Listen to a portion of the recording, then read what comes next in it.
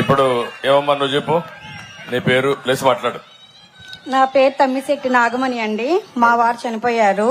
నాకు 2 పిల్లలు. నేను ఇళ్ళకి వెళ్ళి గిల్టు నాగులు అమ్ముతా ఉంటాను. ఏమమ్ముతావమ్మా?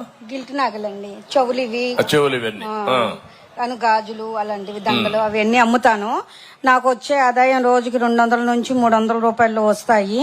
కానీ ఈ అన్నం క్యాంటీన్ లేకపోవడం మూలంగా పల్లెటూర్లు వెళ్ళి అమ్ముకొని వచ్చి బయట భోజనం తినాలంటే 200, 150 రూపాయలు పెట్టి తినలేక చాలా ఇబ్బందులు పడి ఎన్నో రోజులు పస్తులు ఉన్న రోజులు ఉన్నాయండి. ఈ అన్నం క్యాంటీన్ పెట్టడం వల్ల మేము కడుపు నిండా తినగలుగుతున్నామని, 5 రూపాయలకి భోజనం దొరుకుతుందని మేము చాలా సంతోషపడుతున్నామండి. ఇప్పుడు ఎన్ని గ్రామాలకు వెళ్తావమ్మా నువ్వు? చిన్న చిన్న పల్లెటూర్లు వెళ్తాను సార్. దేంట్లో వెళ్తావమ్మా? ఆటోలో వెళ్తాను సార్.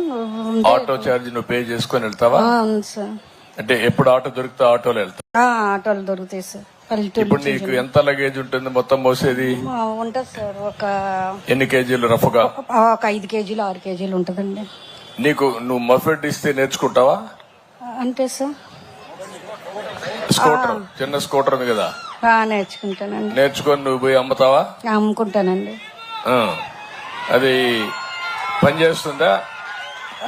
పనిచేస్తుందండి. తగిలించుకుంటే బాక్సులు అటు తగిలి సంచులు తగిలించుకొని చేత పట్టుకొని వెళ్తానండి ఇప్పుడు దాకా. ఈ అమ్మాయికి అదే అందుకని బాస్కెట్స్ కూడా ఉంటాయి పక్కన, అందులో పెట్టుకొని వెళ్ళొచ్చు. ఈ అమ్మాయికి స్కూటర్ కొనేయండి. అదే మరికి వీలైతే ఎలక్ట్రికల్ స్కూటర్ కొనిద్దాం. ఇంట్లోనే ఛార్జ్ చేసుకుంటుంది, పెట్రోల్ బంక్ కూడా పోయే పని లేకుండా కొనుక్కుంటుంది. అది వర్కౌట్ చేయండి. ఈ మోడల్స్ అన్ని మీరు వర్కౌట్ చేసి నాకు చెప్పాలి.